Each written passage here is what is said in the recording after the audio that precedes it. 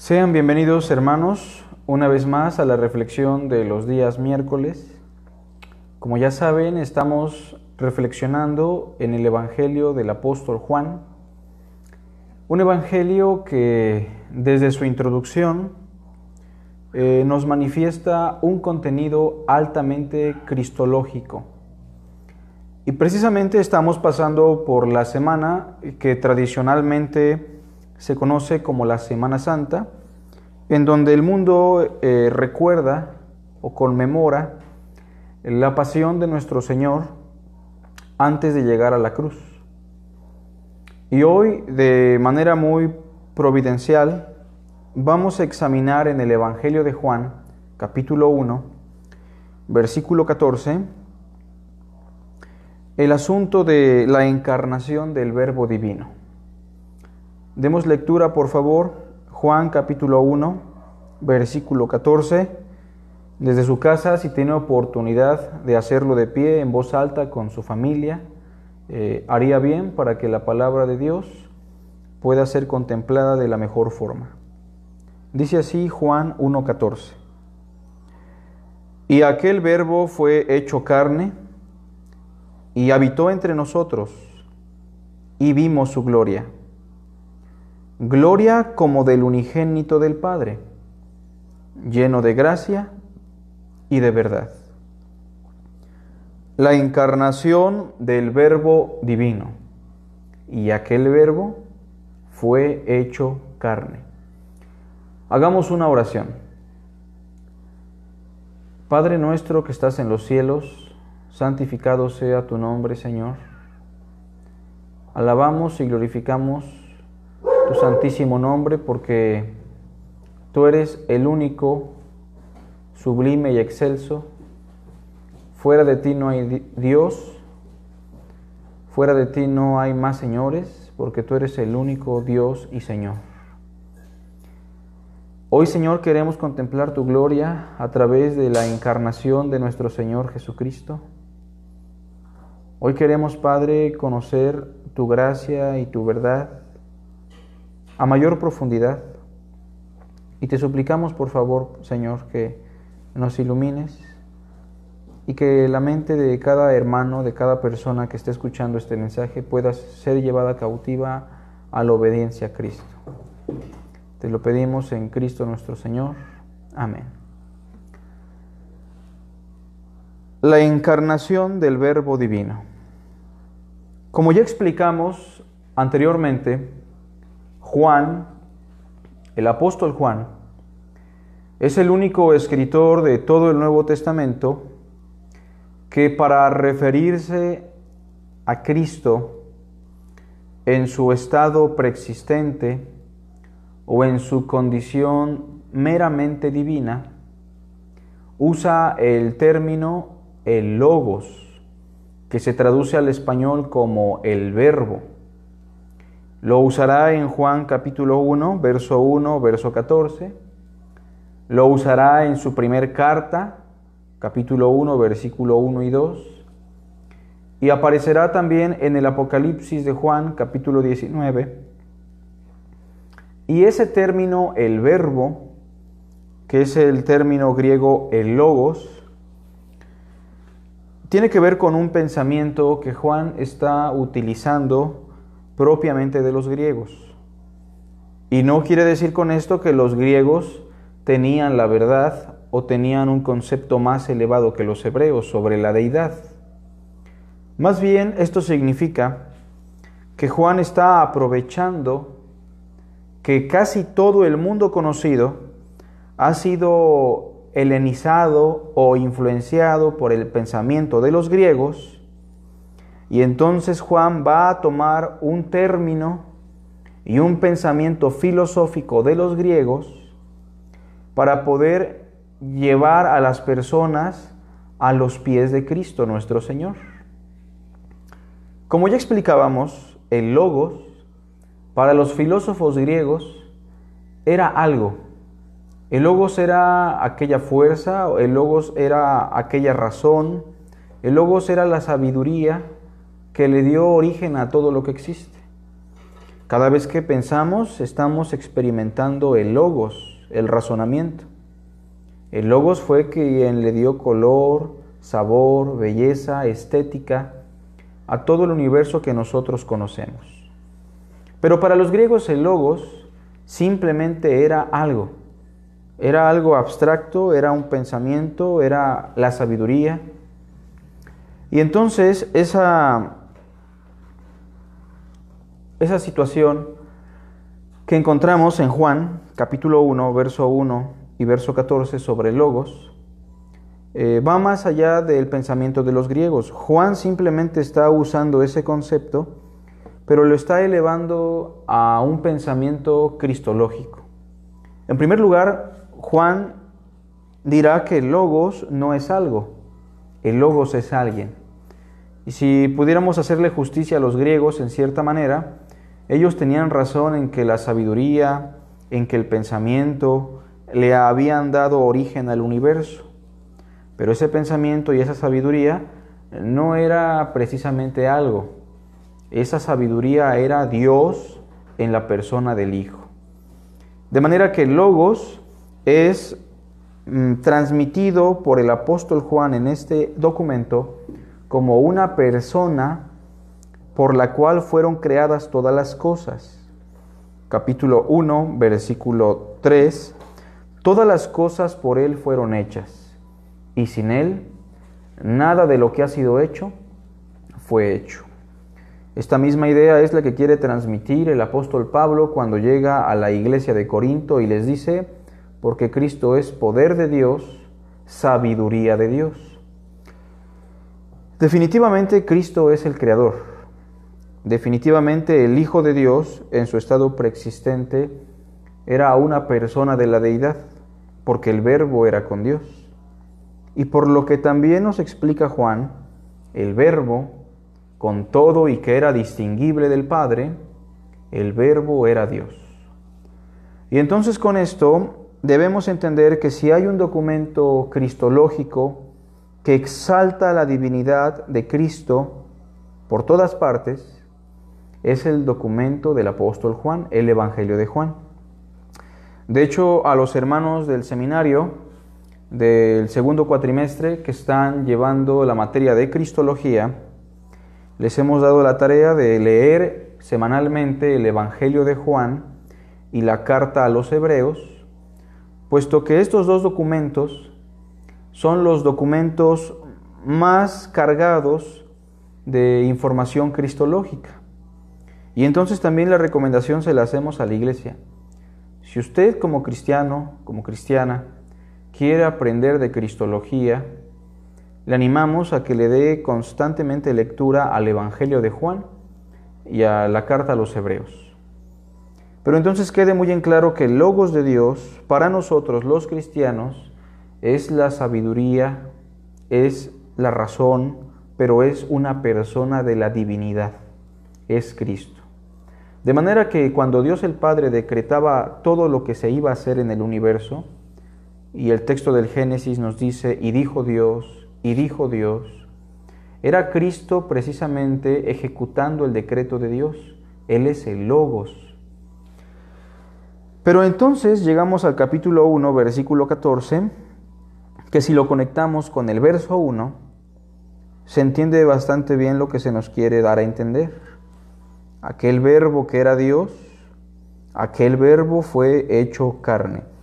Y llegamos a la ironía teológica que ha trascendido por los siglos sobre el hecho de que Dios se hizo hombre, Dios se humanó. Dios quiso voluntariamente hacerse partícipe de la naturaleza humana, de experimentar lo que experimentaban sus criaturas, de volverse obediente a las leyes que Él mismo le había dado a sus criaturas. Y es por eso que hoy vamos a hablar de la encarnación del Verbo Divino.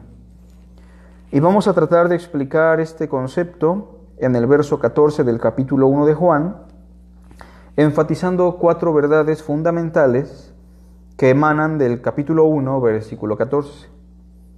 Y aquel verbo fue hecho carne y habitó entre nosotros, y vimos su gloria, gloria como del unigénito del Padre, lleno de gracia y de verdad. Y aquel Verbo que era Dios fue hecho carne. Damos por hecho entonces que todos ustedes, hermanos, entienden la ironía, o entienden la paradoja, más bien. Una paradoja que nos dice que Dios, que es un ser trascendental, espiritual, ilimitado, Dios se hizo carne. Dios asumió la naturaleza humana.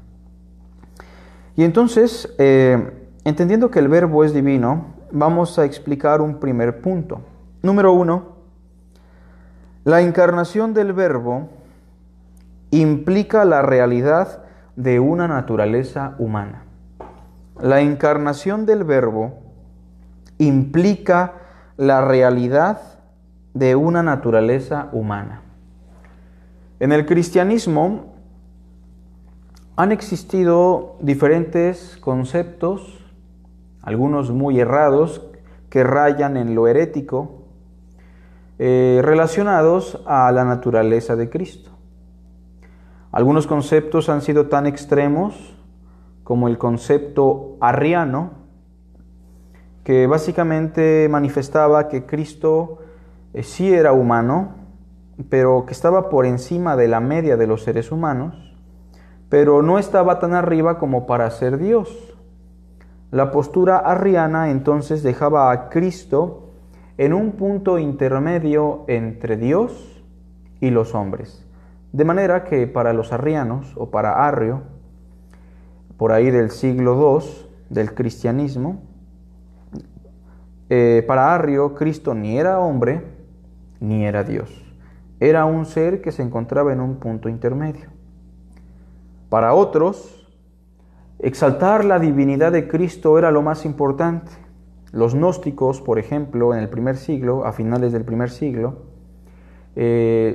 afirmaban la naturaleza divina del Hijo de Dios. Ellos sí creían que Dios había venido al mundo a redimir a la humanidad, pero ellos negaban tajantemente la naturaleza humana de Cristo, porque la gnosis o el gnosticismo enseñaba que todo aquello que es materia, todo aquello que ocupa un lugar en el espacio, todo aquello que está bajo el régimen del tiempo, en otras palabras, todo elemento físico, es corrupto, y si es corrupto es imperfecto, y si es imperfecto, Dios no puede participar de algo que es corrupto e imperfecto. Y entonces los gnósticos llegaron a negar no la divinidad de Cristo, sino su humanidad. Esta va a ser una de las herejías que precisamente va a tratar de rebatir el apóstol Juan en sus cartas universales. Frases como: todo aquel que niega que Jesucristo ha venido en carne y sangre, este es el anticristo. Aludiendo precisamente a ese pensamiento gnóstico de algunos cristianos o de algunos gnósticos que se habían convertido al cristianismo, pero que estaban negando por completo la naturaleza humana de Cristo. Existieron algunas otras interpretaciones sobre la naturaleza de nuestro Señor, en las cuales se veía a una especie de híbrido, 50% hombre, 50% Dios. Pero la realidad es que todas estas posturas estaban equivocadas.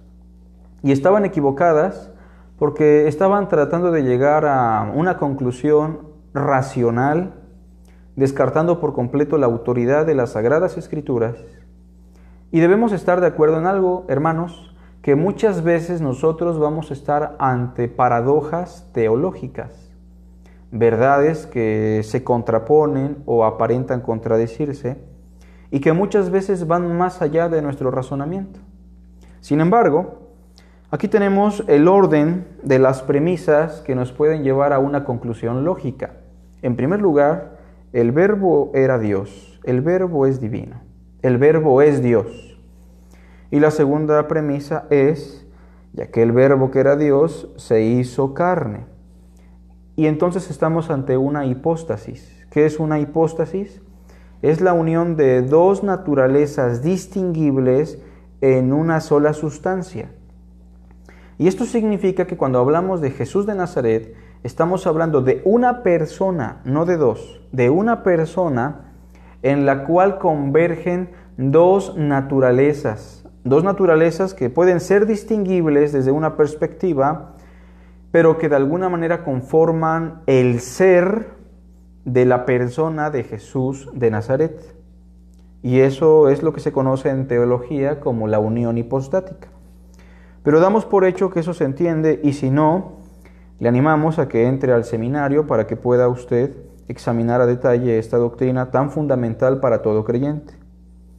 Pero el punto es que la encarnación del Verbo, el Verbo que era Dios, está implicando la realidad de una naturaleza humana. El verso 14 dice: y aquel Verbo fue hecho carne. Carne es una palabra que aparece en el Nuevo Testamento de diferentes formas y en diferentes contextos. A veces carne se puede referir precisamente a la carne de los animales que ingerían las personas para su alimentación. A veces carne se puede usar como una figura de nuestra naturaleza caída, una figura de las pasiones humanas, y manifiestas son las obras de la carne. Pero carne también se usa como una metonimia del ser humano. Es decir, muchas veces en vez de decir hombre o ser humano, se usa una figura emblemática que se conoce como metonimia, y en este caso para decir hombre se usa el término sangre y carne, o muchas veces de manera aislada se usa la palabra carne. Por ejemplo, ahí mismo, si se dan cuenta, en el capítulo 1, versículo 13 dice: los cuales no son engendrados de sangre ni de voluntad de carne, lo cual quiere decir no son engendrados por un hombre o por un ser humano. Bienaventurado eres, Simón, hijo de Jonás, porque no te lo reveló carne ni sangre, sino mi Padre que está en los cielos. Esto significa que a Pedro ningún hombre le reveló que Jesús era el Cristo, el Hijo del Dios viviente. Y entonces, entendiendo carne como una metonimia, como una figura emblemática de la humanidad, cuando el texto dice que aquel Verbo fue hecho carne, nos está diciendo que el Verbo que era Dios, eterno, inmutable, perfecto, infinito, fue hecho hombre. Dios se humanó. Dios se hizo hombre. Y esta es una realidad palpable en todo el Nuevo Testamento. De hecho, esto de que Cristo se hace hombre no solo será algo que explique el apóstol Juan, sino que también el apóstol Pablo y los otros apóstoles estarán reiterando constantemente como un elemento fundamental del evangelio que creemos. De hecho, si alguien no cree que Jesucristo ha venido en carne o que se hizo hombre, que Dios se hizo hombre, esta persona ni siquiera puede alcanzar salvación. Pero el punto es ese, que la encarnación del Verbo implica la realidad de una naturaleza realmente humana. Y aquí vamos a la pregunta, hermanos. Una pregunta de reflexión. ¿Jesús era 100% hombre? ¿Jesús realmente asumió una verdadera naturaleza humana? ¿Cristo realmente era un hombre como nosotros? Y la respuesta es muy sencilla. Lo era. Claro que sí. Cristo era un verdadero hombre en todo sentido. Desde la cabeza hasta los pies, desde su espíritu hasta su cuerpo, todo lo que Él era hombre. Y claro que todo lo que Él era, todo lo que era Cristo, era Dios. Por eso hablábamos de una hipóstasis. Pero entonces la encarnación del Verbo implica la realidad de una naturaleza humana.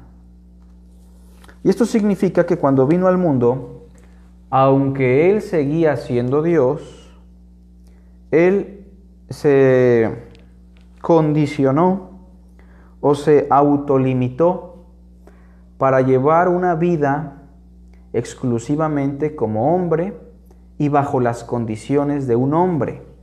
De manera que aunque Él podía convertir las piedras en pan, porque era Dios, Él debía usar únicamente sus facultades humanas, Por eso Filipenses nos dice, se despojó a sí mismo. Y aunque recibía adoración como Dios porque era Dios, todo lo que hizo mientras estuvo en este mundo, desde que nació hasta que murió, todo lo hizo en calidad de hombre.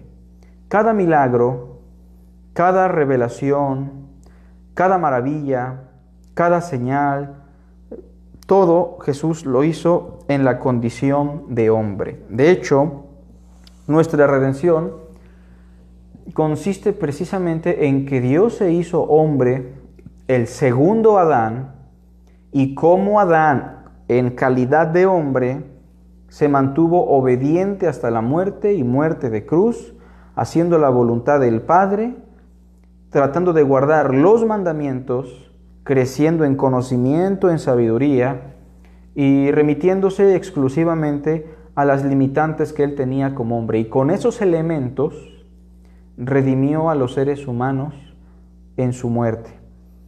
Y esa es la respuesta entonces en referencia a cuando vino a este mundo, ¿usó su divinidad o usó únicamente su humanidad?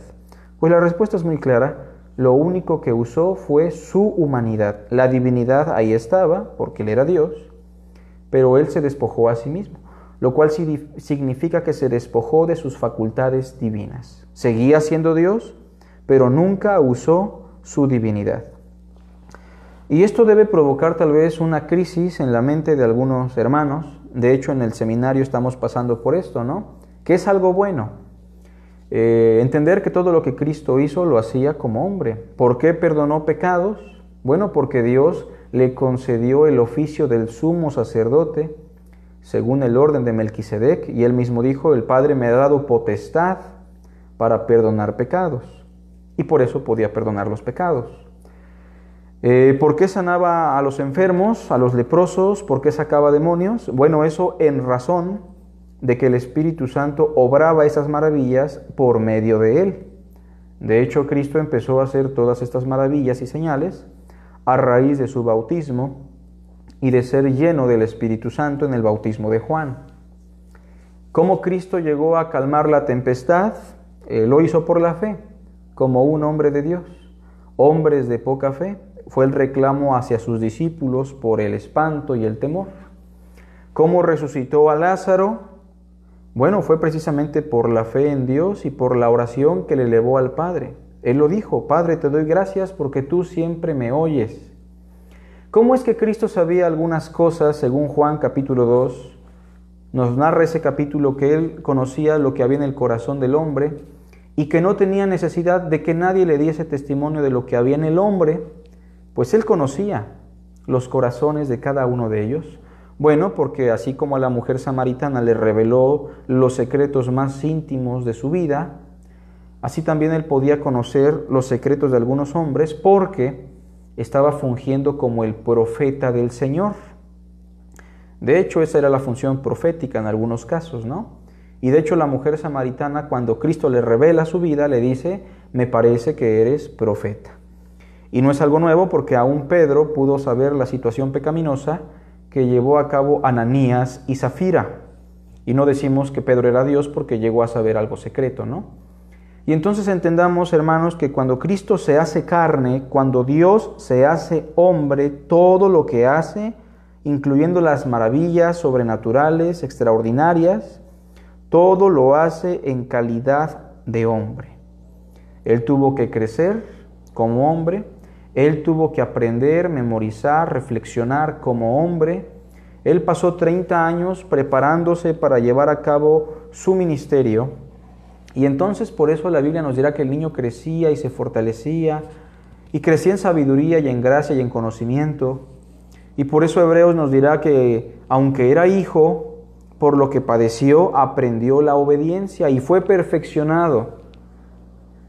Y esto implica entonces que Cristo nació siendo un hombre inmaculado, sin pecado, porque nunca pecó, pero no nació siendo perfecto, porque su perfección como hombre se da hasta que Él llega a la cruz. Él se realiza plenamente como hombre a través de un proceso de obediencia, de sometimiento al Padre, de aprendizaje, de madurez como hombre. Recordemos que Él era un hombre sin pecado, nunca pecó, pero fue perfeccionado a través de los padecimientos, y nosotros ahora somos perfeccionados de la misma manera, a través de padecimientos.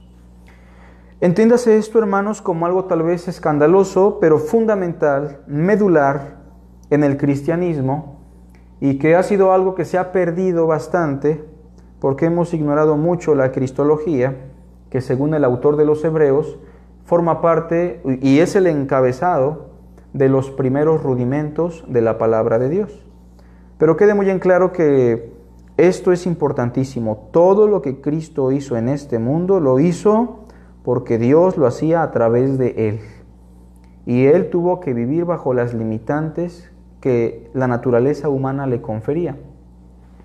Él mismo lo dijo: todo lo que hago yo no lo hago yo, sino el Padre que está en mí. Muchas buenas obras os he mostrado de parte de mi Padre. ¿Por cuál de ellas me apedreáis? Pero hay otra cosa importante cuando hablamos sobre la naturaleza humana de Cristo, y tiene que ver con limitaciones de un ser humano. Limitaciones ya un poco más superficiales, pero que no dejan de ser reales, como el hecho de que Él tuvo sed, como el hecho de que Él tenía que comer, Él tuvo hambre, como el hecho de que Él se cansaba y se fatigaba también. Esto lo vemos, por ejemplo, cuando Él da algunas enseñanzas a grupos bastante grandes, y no solamente eso, sino que también los tiene que atender como un pastor a las ovejas. Y cuando Él cruza el lago o el río en la barca, en muchas ocasiones lo vemos dormir y reposar. Y es que se entiende evidentemente que Él se cansaba y Él tenía que reposar porque Él tenía las limitantes de un ser humano, ¿no? Su cuerpo era un cuerpo como el nuestro, pero sin pecado, obviamente, pero un cuerpo con limitantes, un cuerpo que era incluso proclive a la muerte, lo cual pasó en la crucifixión. Y entonces todas estas limitantes, hermanos, eran reales en Cristo como las son en usted. Él no podía volar, Él no podía hacer cosas sobrenaturales por sí mismo. Todo lo que Él hizo, lo hizo en dependencia a Dios y bajo las limitantes de un cuerpo humano. Hay muchos hermanos que piensan que Cristo ganó redención y pudo cumplir la ley y pudo vencer al tentador porque Él usó su naturaleza divina. Y tienen la idea de un Jesús que vino a este mundo al estilo VIP, en donde Él se la llevó muy relajado porque Él era Dios, y Él se sabía la Biblia de memoria porque Él era Dios. Pero nada de eso, hermanos. Cristo como hombre nos pone el ejemplo de que Él llevó una preparación muy entusiasta, muy ardua, y es lo que nosotros debemos también buscar como hombres. Ser hechos a la imagen de Cristo significa que debemos ser hombres conformados como aquel hombre Jesús, que en esa condición ganó eterna redención para los que le obedecen.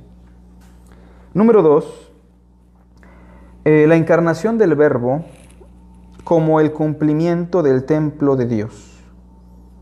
La encarnación del Verbo es el cumplimiento del templo de Dios. Si se dan cuenta, en el verso 14, la segunda frase dice: y habitó entre nosotros. Y aquel Verbo fue hecho carne y habitó entre nosotros y vimos su gloria. Habitó entre nosotros es una traducción que aparece en la Reina Valera 60, pero si ustedes tienen por ahí otra traducción, es probable que otras traducciones traduzcan como: y puso su tabernáculo entre nosotros. Puso su tabernáculo entre nosotros. El tabernáculo evidentemente era una carpa, una tienda de acampar que puede ser movible, es temporal, es frágil, no es de carácter permanente. Y esto nos lleva probablemente a pensar en aquella carpa del Antiguo Testamento que se ocupaba antes de la construcción del templo con Salomón. Esa carpa que era conocida como el tabernáculo de reunión. Realmente ese era un templo, pero era un templo que se movía dependiendo de las circunstancias del pueblo. Era un templo que de alguna manera manifestaba la gloria de Dios una vez al año. Pero esa carpa, hermanos, en el reinado de Salomón, se transformará en un edificio permanente, en un edificio fuerte, más estructurado. Y ese edificio también va a manifestar la gloria de Dios. Pero es un edificio que realmente, desde una perspectiva, no va a durar mucho, porque en el año 605 a.C. es destruido por los caldeos, que eran comandados por el rey Nabucodonosor. Y entonces la pregunta es, ¿cuál es la enseñanza medular de ese tabernáculo de reunión y de ese templo que fue destruido en el 605? Es muy sencillo, hermanos. Toda la Biblia, todos los elementos, todos los ritos que aparecen en el Antiguo Testamento, en la ley de Moisés, tienen como finalidad conducirnos al Hijo de Dios.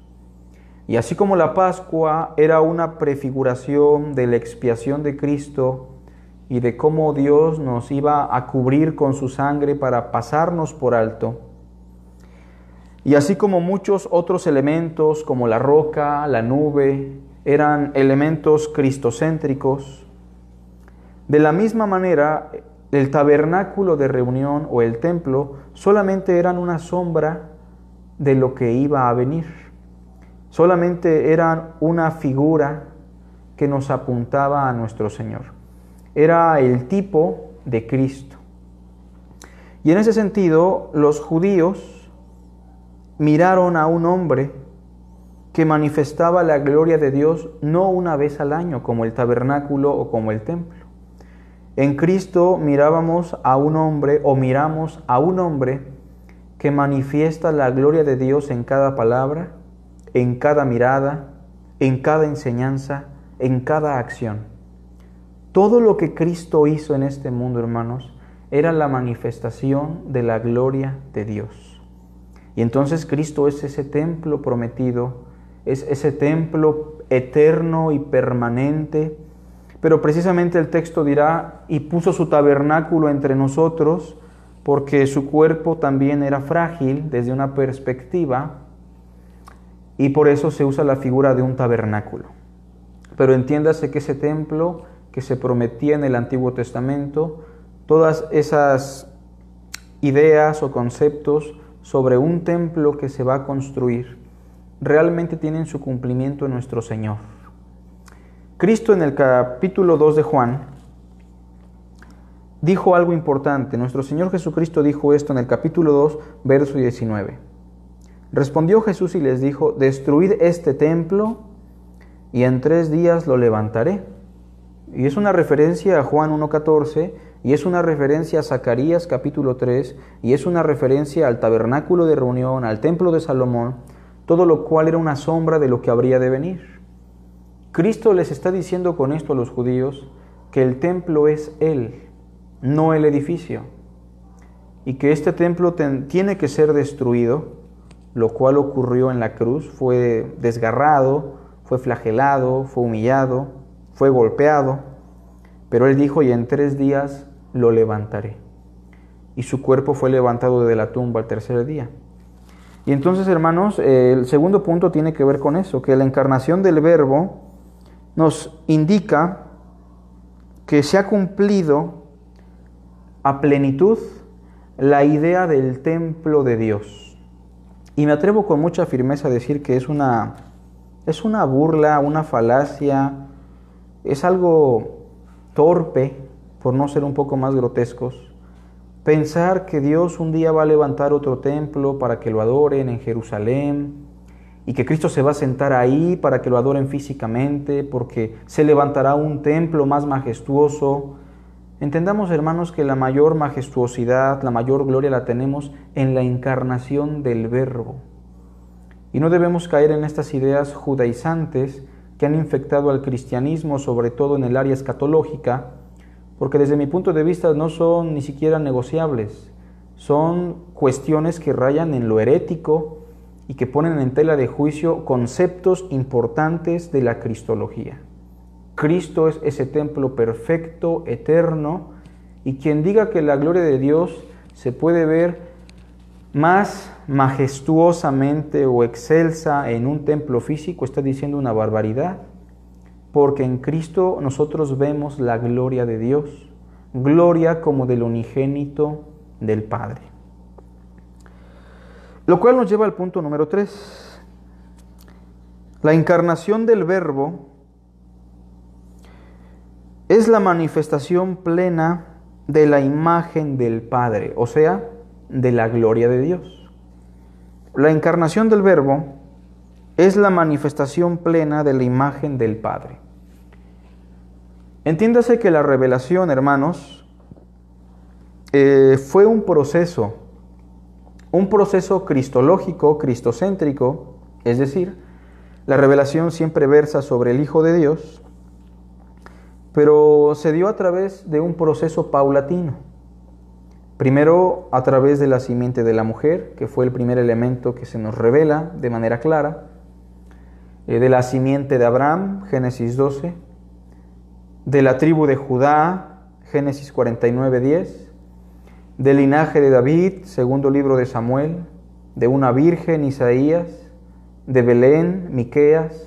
La revelación se fue dando de manera gradual y siempre versaba sobre Cristo. Pero otra cosa importante a mencionar aquí es que cada vez que se daba revelación, cosa que ya no se da, pero cada vez que se daba revelación a un hombre, siempre fue dada por medio de Dios, el Hijo. De manera que cuando Isaías vio ese trono alto y sublime, donde Dios llenaba el templo con sus faldas, y dijo: «Ay de mí que soy muerto, pues mis ojos han visto al Rey, el Señor de los ejércitos», realmente Isaías estaba viendo a Dios, pero estaba viendo a Dios en la persona del Hijo. Él estaba viendo a Cristo. De manera que cuando Moisés hablaba con Dios, sí hablaba con Dios, pero hablaba con Dios el Hijo, con Cristo. De manera que cuando los padres de Sansón dijeron: «Vamos a morir porque nuestros ojos han visto a Dios», ellos estaban viendo a Cristo. ¿Qué quiero decir? Que la revelación siempre ha sido mediada por Jesucristo. Juan 1:18, a Dios el Padre, esa es la implicación, a Dios el Padre nadie le vio jamás. El unigénito Hijo que está en el seno del Padre, Él le ha dado a conocer. Dios se dio a conocer, pero a través de su Hijo, y siempre ha sido así.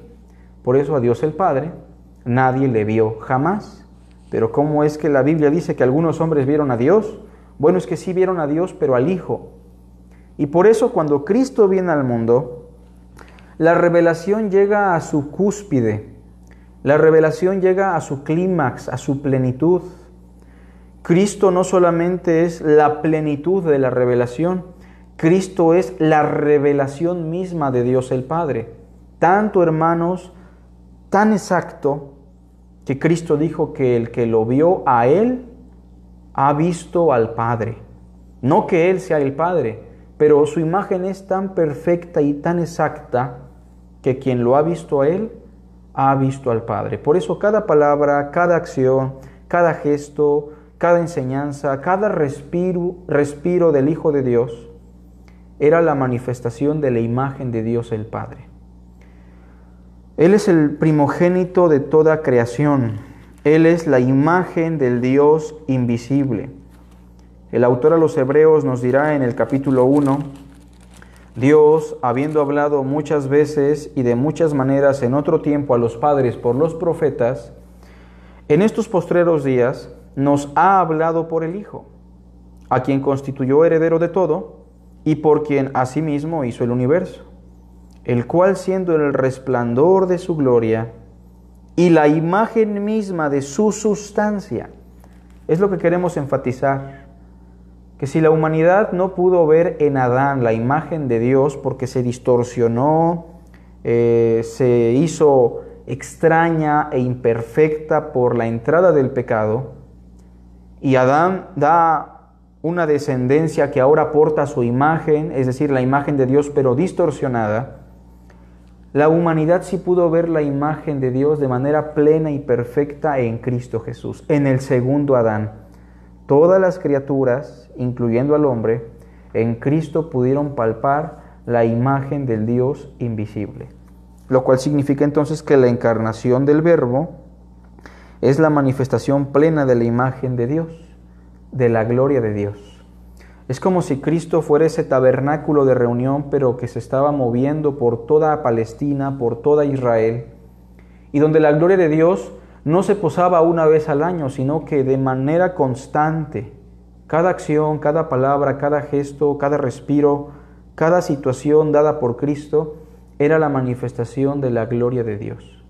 Por eso Cristo dirá que algunos profetas y algunos reyes anhelaron ver lo que ustedes ven, pero no lo vieron. Porque esa generación, hermanos, fue la generación que experimentó las mayores glorias que este universo pudo haber contemplado. La gloria del Hijo de Dios. Y terminamos diciendo, punto número 4, la encarnación del Verbo nos trajo la gracia y la verdad.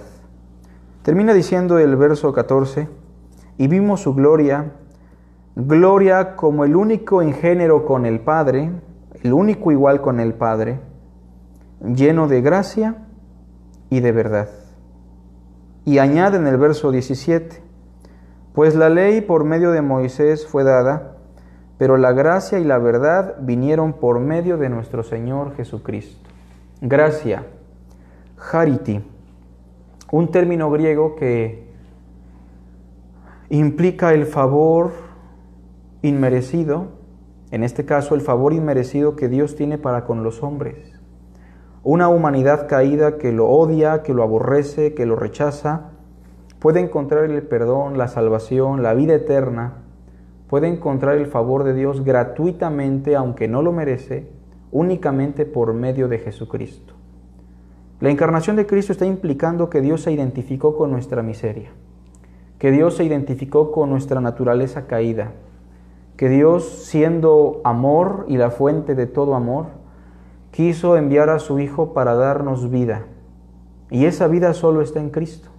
La gracia sobre gracia que solamente emana de Cristo.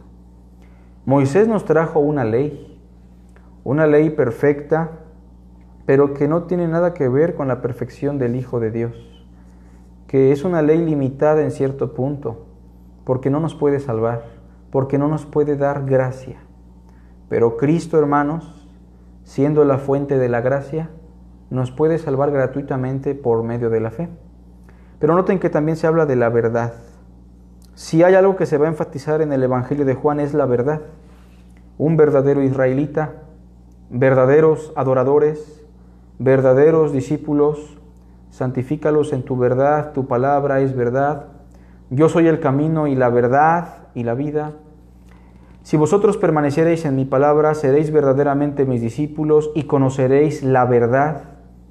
La verdad no solamente es un concepto, la verdad es alguien, la verdad es Cristo. La pregunta hoy es, ¿qué tanto usted valora el estado de humillación por el cual tuvo que pasar nuestro Señor? ¿Qué tanto usted valora la importancia de la encarnación del Verbo? Porque aquí está otra vez la paradoja, aquí está otra vez la ironía de lo que estamos hablando. Dios se hizo carne. Siendo el Creador, se hizo parte de sus criaturas. Siendo el dador de la vida, vino para experimentar la muerte. Siendo el dador de la ley, se hizo súbdito a la ley, Gálatas 4:4. Siendo el Todopoderoso, se hizo finito y se limitó a las capacidades humanas. Y siendo el Eterno, vino a un mundo que está regido por el tiempo, por lo temporal. Y siendo Dios, en pocas palabras, se hizo hombre. Siendo rico, Él vino a este mundo y murió por nosotros para que nosotros fuésemos enriquecidos a través de su pobreza. El Hijo del Hombre dijo, las zorras tienen guaridas, las aves de los cielos tienen nidos, pero el Hijo del Hombre no tiene ni siquiera dónde recostar su cabeza. Hoy no le estamos hablando de un Cristo que murió en la cruz. Estamos hablando de un Cristo que obedeció y que se preparó, que murió, pero que resucitó de entre los muertos. ¿Valora usted el sacrificio de Cristo? Porque en Él está la vida, la verdad, la gracia. Cristo no lo es todo, como lo dicen algunos. Cristo es lo único que hay. No hay otro camino, no hay otra salvación, no hay otro medio. Cristo es exclusivo y es lo único que tenemos como escapatoria de la condenación. Hoy le animo a que usted se haga la pregunta, ¿tengo realmente al Hijo? Hagamos una oración. Gracias, Padre, por tu palabra sagrada. Bendice a mis hermanos, a mis hermanas y permítenos crecer, madurar y valorar el sacrificio de nuestro Señor, que no inició en la cruz, porque en definitiva este sacrificio inició desde que Él se hizo carne, Señor. Él pasó por un estado de humillación y nos mostró que nosotros como hombres podemos seguir sus pisadas en el poder de tu Espíritu. Te damos a ti la honra y la gloria en Cristo Jesús. Amén. Que Dios les bendiga, hermanos, que tengan bonito fin de semana, y me gustaría darles un aviso a los hermanos de nuestra iglesia. El día domingo tendremos la escuela dominical. Tendremos el culto a las 12 sobre Isaías 53, pero tendremos un culto especial el domingo a las 6, un culto que versa sobre las 7 palabras de nuestro Señor Jesucristo. Y entonces les animamos que el domingo en la tarde tomen su tiempo, por favor, para que sean testigos audibles y oculares a través de estos medios de la palabra de Dios, porque vamos a estar hablando de las 7 frases que aparecen en los evangelios, 7 frases que nuestro Señor dio antes de llegar a su muerte y que están cargadas de contenido valioso para nuestras vidas y para nuestro desarrollo cristiano. Que Dios les bendiga, hermanos, que tengan buena noche.